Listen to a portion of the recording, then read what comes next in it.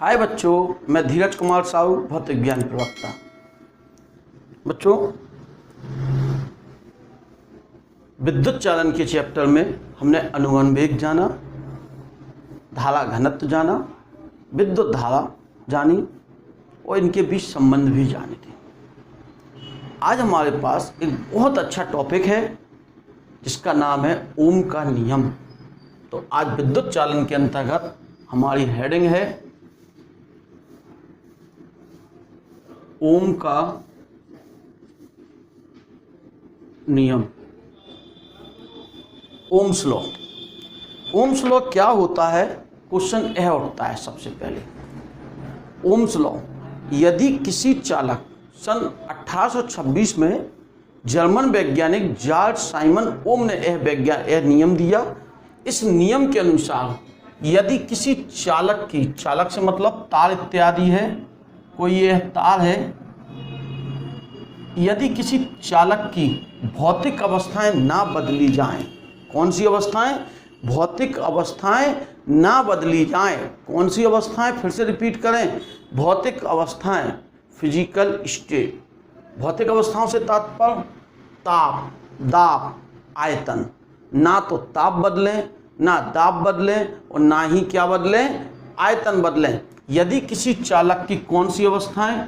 भौतिक अवस्थाएं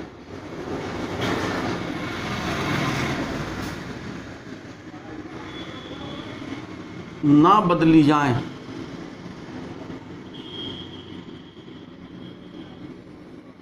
तो चालक के स्वरूप पर उत्पन्न विभवांतर, किसके स्वरूप पर? चालक के स्वरूप पर उत्पन्न विभवांतर। तो चालक के सिरों पर उत्पन्न विभवांतर बी कहें, जैसे ये चालक के सिरों पर उत्पन्न क्या है? विभवांतर बी। चालक में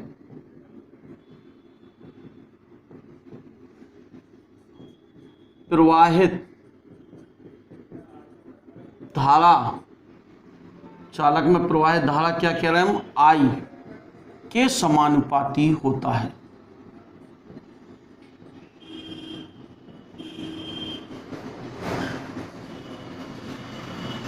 अर्थात क्या मतलब है? V समानुपाती आई। यदि किसी चालक की भौतिक अवस्थाएं ना बदली जाएं, शर्त ध्यान रखेंगे, चालक की कौन सी अवस्थाएं ना बदली जाएं?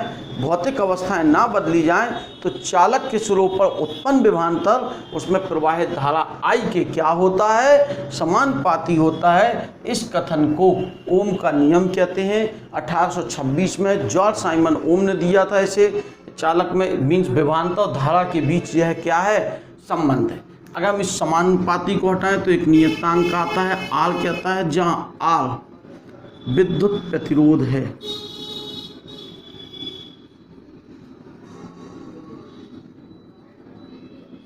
आर क्या है? विद्युत प्रतिरोध है। इसके बारे में हम आगे और अच्छी तरह जानेंगे, किन किन कारणों पर निर्भर करता है, इसको भी समझेंगे। अभी हमारे पास है ओम का नियम क्या है, इसका सत्यापन अनुगमन वेग के आधार पर कीजिए। यह क्वेश्चन आपने हाई स्कूल में भी पढ़ा है, ओम का नियम, और वोल्ट मीटर व अमीटर की सहायता से ओम के नियम का सत्यापन का प्रैक्टिकल भी आपने जाना है। ठीक है, तो अब हमारे पास क्वेश्चन एक बार फिर से रिपीट करते हैं। फिजिक्स में अगर क्वेश्चन आपको स्पष्ट है, निश्चित तौर पर आंसर आप सही देंगे। कन्फ्यूजन, कुछ चीज़ पूछी जाती है, आंसर कुछ लिखते हैं, जिसके कारण आपके क्वेश्चन गलत हो जाते हैं। आराम से चलें, बिल्कुल धीरे धीरे करें तैयार। ओम के नियम का सत्यापन, यदि किसी चालक की भौतिक अवस्थाएं ना बदली जाएं, ताप, दाब, आयतन, ना तो ताप बदलें, ना दाब बदलें, ना ही आयतन बदलें, तो चालक के सिरों पर उत्पन्न विभवांतर, उसमें प्रवाहित धारा आई के क्या होता है? समानुपाती होता है। इस कथन को किसका नियम? ओम का नियम कहते हैं। ठीक है ना, इसे किसका नियम कहा? ओम का। अब हम इसी का क्या चल रहे हैं? सत्यापन करने चल रहे हैं। तो अनुगमन वेग के आधार पर ओम के नियम का सत्यापन। हेडिंग क्या है? अनुगमन वेग के आधार पर। हेडिंग है अनुगमन वेग। कौन सी वेलोसिटी? ड्रिफ्ट वेलोसिटी के आधार पर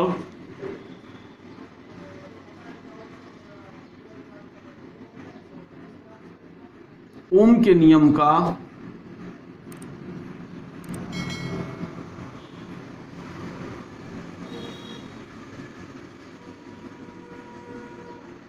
क्वेश्चन क्या कहा गया? अनुगमन वेग के आधार पर किस नियम का सत्यापन करना है? ओम के नियम का सत्यापन करना है। पीछे अनुगमन वेग ज्यादा था। यदि किसी चालक के स्वरूप पर कोई विभवांतर आरोपित किया जाए सॉरी, तो चालक में उपस्थित मुक्त इलेक्ट्रॉन लंबाई के अनुदिश कम विभव से अधिक विभव की ओर एक सूक्ष्म नियत औसत वेग से गति करने लगते हैं। उस सूक्ष्म नियत औसत वेग को क्या कहते हैं? अनुगमन वेग कहते हैं। क्या कहा? एक बार फिर से रिपीट करते हैं।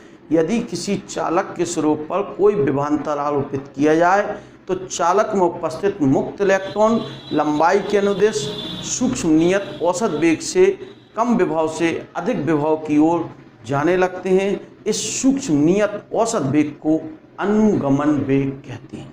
कन्फर्म है? उसी की सहायता से ओम के लिए। चलिए पीछे जाना हमने। पहले तो हमने माना एक कोई चालक है हमारे पास, है एक कोई चालक है धातु का। इस चालक के एकांक आयतन में, कितने आयतन में? एकांक आयतन में मुक्त इलेक्ट्रॉन की संख्या कितनी है? n। क्या कहा? माना एकांक आयतन में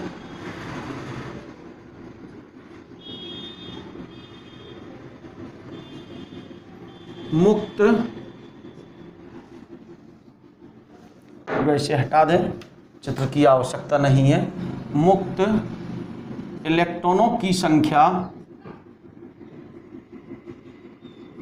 कितनी है? n। तथा मुक्त इलेक्ट्रॉनों का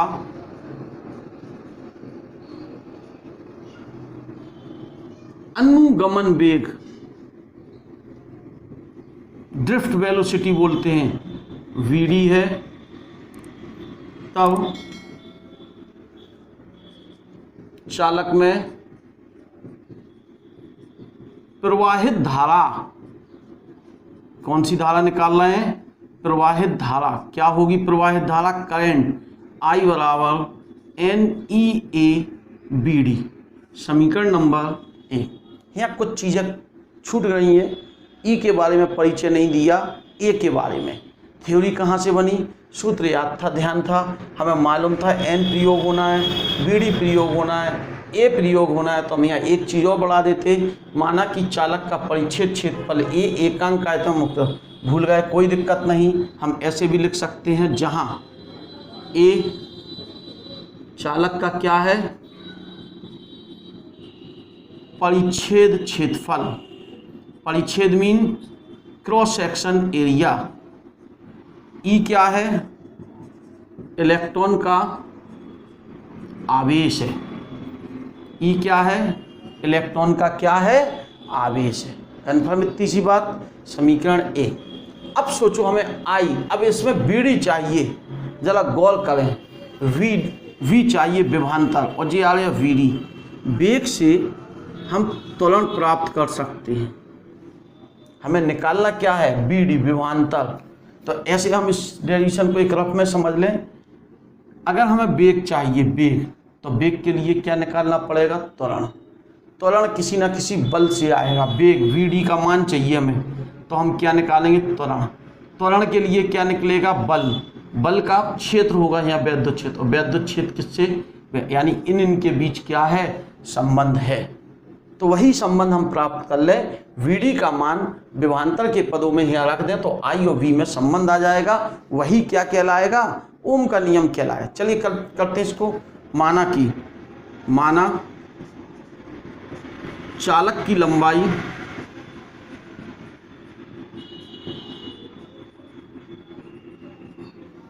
L है तथा चालक के सिरों पर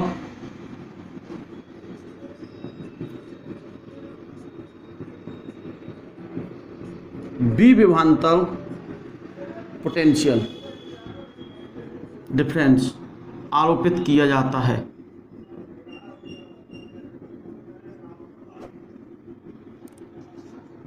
क्या कहा हमने? चालक की लंबाई L है और चालक के सिरों पर कितना विभवांतर आरोपित हुआ? B। तब चालक में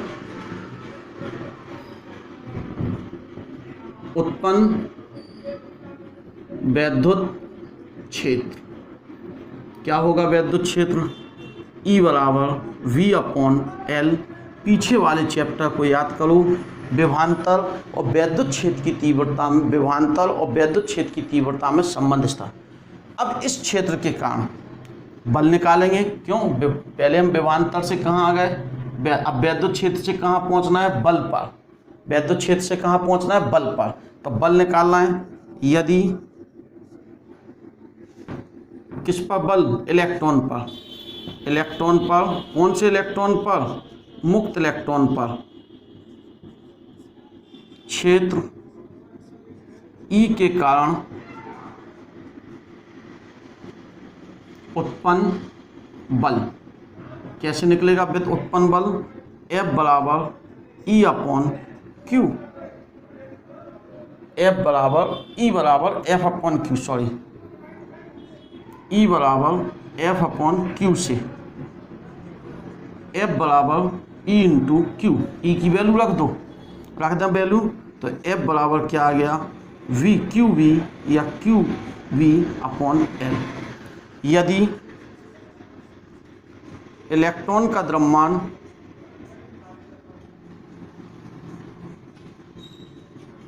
m हो तो इलेक्ट्रॉन पर त्वरण कितना होगा? त्वरण A बराबर F/m। तो VQ/LM समीकरण नंबर 2 होगा। हम बल से कहाँ पहुँच गए? त्वरण पर पहुँच गए। तो स्पष्ट है, बल से हम कहाँ पहुँच गए? त्वरण पर। अब क्या चाहिए? त्वरण से वेग चाहिए। बस यही थोड़ी सी बात समझेंगे, वेग और त्वरण में संबंध। चूँकि हम जानते हैं, थ्योरी जब पढ़े पीछे की, तो हमने यह पढ़ाया था, चालक में सबसे पहले ऊष्मीय वेग होता है। ऊष्मीय वेग कहाँ से आया था? ऊष्मा के कारण मुक्त इलेक्ट्रॉन हुए थे। वह मुक्त इलेक्ट्रॉन इधर उधर क्या कर रहे थे? गति कर रहे थे ऊष्मा।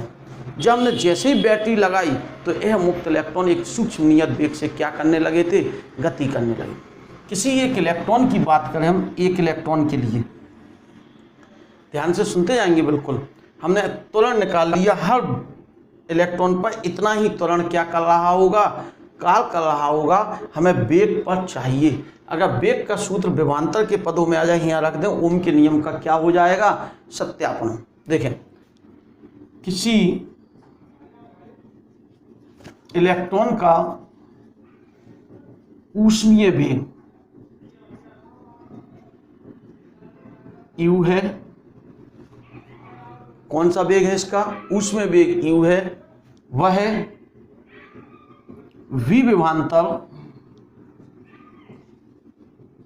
विभवांतर में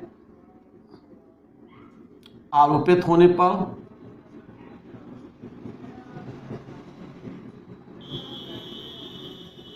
ये त्वरण से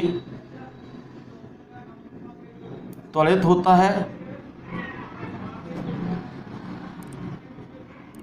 V1 वेग प्राप्त करता है। V1 वेग त्वरित होकर τ1 समय में, शांतिकाल भी तो है, 2 क्रमागत है, τ1 समय में V1 वेग प्राप्त करता है। ठीक है, तो कितना वेग होगा? V1 बराबर U1 प्लस A, पहले वेग उसमें वेग A, τ1, सबका त्वरण एक ही है। इसी प्रकार अन्य इलेक्ट्रॉन भी होंगे। इसी प्रकार अन्य इलेक्ट्रॉनों के लिए क्या होगा, B2 बराबर U2 प्लस A टॉ 2 होगा, B3 बराबर U3 प्लस A टॉ 3 होगा, B4 बराबर B5 बराबर यह क्रम क्या होता जाएगा, चलता है Bn बराबर UN plus A tau n होगा, जहाँ n इलेक्ट्रॉनों की संख्या है, जहाँ n इलेक्ट्रॉनों की संख्या है या n टक्करें हो रही हैं तो इन टक्करों के बीच का शांति, एक टक्कर में शांति काल टॉ 1, दूसरी टक्कर में शांति काल टॉ 2, तीसरी टक्कर में शांति काल टॉ 3। इस प्रकार हर टक्कर के बाद फिर 0 से वो स्टार्ट होता है या ऊष्मीय वेग से अनियमित। तो हमने कहा अनुगमन वेग क्या बताया था,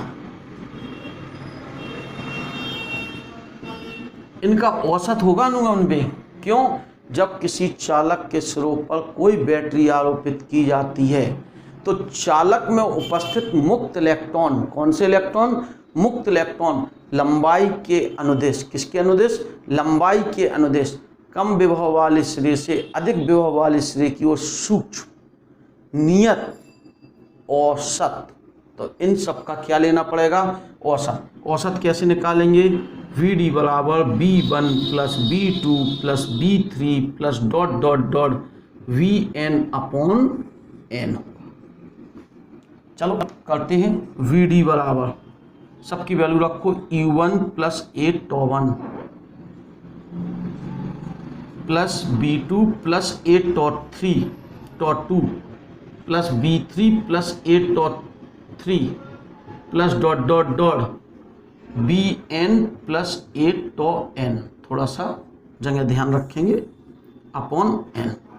देखो हम इसको ऐसे लिख सकते हैं, Bd बराबर U1 plus U2 plus U3 plus dot dot dot Un upon n। बात समझे कहाँ, 1 2 U2 था, यह भी U2 था और यह भी U, ठीक है, क्यों जे मान रखे ये सब, प्लस ये सब में कॉमन आ गया, टॉ 1 प्लस टॉ 2 प्लस टॉ 3 प्लस टॉ 3 प्लस टॉ 4 तो n आएगा अपॉन क्या आएगा n। Bd बराबर यह क्या होगा, औसत ऊष्मीय वेग। जब ऊष्मीय वेग तो है टक्कर के पूर्व के वेग है, ये ऊष्मीय वेग मतलब विभवांतर के पहले का वेग, तो ये तो 0 हो गया, ये 0 हो गया, और यह औसत समय है तो इंटू A इंटू टॉ, जहाँ टॉ बराबर टॉ 1 प्लस टॉ 2 प्लस टॉ n अपॉन n बराबर कौन सा काल, श्रांति काल, जिसे रिलैक्सेशन टाइम बोलते हैं। कौन सा टाइम बोलते हैं, रिलैक्सेशन। तो Vd बराबर क्या आ गया, A टॉ, A की वैल्यू रख दो किससे, समीकरण 2 से, समीकरण 2 से A का मान रखने पर रखे क्या मिलता है, Vd बराबर A की जगह Vq या QV अपॉन ml इंटू टॉ। यह मान कहाँ रखेंगे हम, समीकरण 1 में रखने पर रखें, समीकरण 1 कहाँ है, यह I बराबर NEA, Vd की जगह QV अपॉन LM इंटू टॉ, LM लिख दो चाहे ML लिख दो, कोई दिक्कत नहीं, ठीक है। I के नीचे V लाते हैं, जो हो गया N E, कुछ कट तो नहीं रहा है, NEA, E माने Q माने इलेक्ट्रॉन का आवेश, इलेक्ट्रॉन था ना, चाहे तो हम यहीं कर लेते, Q की जगह हम क्या लिख देते, E माने इलेक्ट्रॉन का आवेश। थोड़ा सा हम शुरुआत में ही सही कर लें, इससे अच्छा चलेगी डेरिवेशन, कोई दिक्कत नहीं है। यहाँ भी हमें E लिखना चाहिए, E लिखना चाहिए, E लिख दिया, NE square A tau upon LM, हम पढ़ दें V अपॉन I बराबर LM upon NE square A into tau, और this is called the R, जहाँ LM upon NE square A into tau बराबर R। यदि भौतिक अवस्थाएं ना बदली जाएं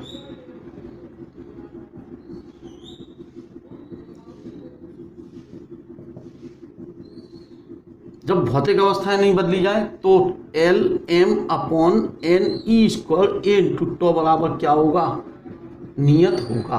क्यों होगा, इसे हम क्या कहते हैं, विद्युत प्रतिरोध। नियत क्यों होगा, सोचो, अगर हमने ताप नहीं बदला तो श्रांति काल नहीं बदलेगा, दाब नहीं बदला तो एकांक आयतन में मुक्त इलेक्ट्रॉन की संख्या नहीं बदलेगी, ताप दाब आयतन नहीं बदला तो Lm नहीं बदलेंगे, सब चीज़ें नियत हो गई। जब सब चीज़ें नियत तो V/I बराबर क्या हो गया, नियत, यानी V समानुपाती I, यही ओम का नियम है। यहाँ देख रहे हैं एक चीज, यह संबंध है अनुगमन वेग और श्रांति काल के बीच। समीकरण 3 जो है वो अनुगमन वेग और किसके बीच संबंध है, श्रांति काल। हम एक बार हल्का सा रिपीट कर दें। सबसे पहले हमने कहा, माना कि कोई चालक जिसके एकांक आयतन में मुक्त इलेक्ट्रॉन संख्या n, मुक्त इलेक्ट्रॉनों का अनुगमन वेग कितना है, bd है, तब उसमें प्रवाहित धारा I बराबर NA/BD, जहाँ A चालक का परिच्छेद क्षेत्रफल, E इलेक्ट्रॉन का क्या है, आवेश है। अब चालक के स्रोत की लंबाई L, विभवांतर B है, हमें क्या निकालना था, BD। वेग के लिए त्वरण चाहिए, त्वरण के लिए बल चाहिए, बल के लिए क्षेत्र चाहिए, क्षेत्र के लिए विभवांतर चाहिए। तो यहाँ हमने विभवांतर B माना तो E बराबर V/L, फिर E बराबर, जब विभवांतर वैद्युत क्षेत्र है तो बल F बराबर E × Q से विभवांतर, त्वरण A बराबर F/m से। अब चूंकि हो क्या रहा है, इलेक्ट्रॉन धातु के अंदर धन आयनों से क्या हो रहे हैं, टकरा रहे हैं। प्रत्येक टक्कर में हम इसे ऐसे कह लें, किसी एक टक्कर में, किसी टक्कर में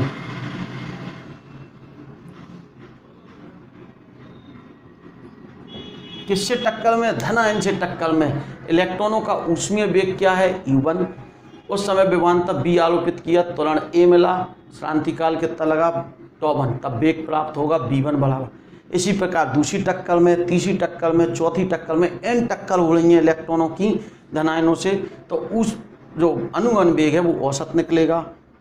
ये आ गया, इस मान को उठा के समीकरण 1 में रख दो, सॉल्व कर लो, बाकी सब चीज़ें नियत, भौतिक अवस्थाएं ना बदली जाएं तो V समानुपाती I, यही ओम का नियम कहलाता है। अगले भाग में हम जानेंगे विद्युत प्रतिरोध किन बातों पर निर्भर करता है, चालकता किन बातों पर निर्भर करता है, विशिष्ट चालकता किन बातों पर निर्भर। ठीक है, बने रहिए तब तक साथ में, इस वीडियो के साथ तैयार करें और इसकी पूरी प्लेलिस्ट देखने के लिए आई बटन को टच करें, प्लेलिस्ट क्रम से खुलेगी, आप आराम से तैयार कर सकते हैं। तब तक के लिए नमस्ते।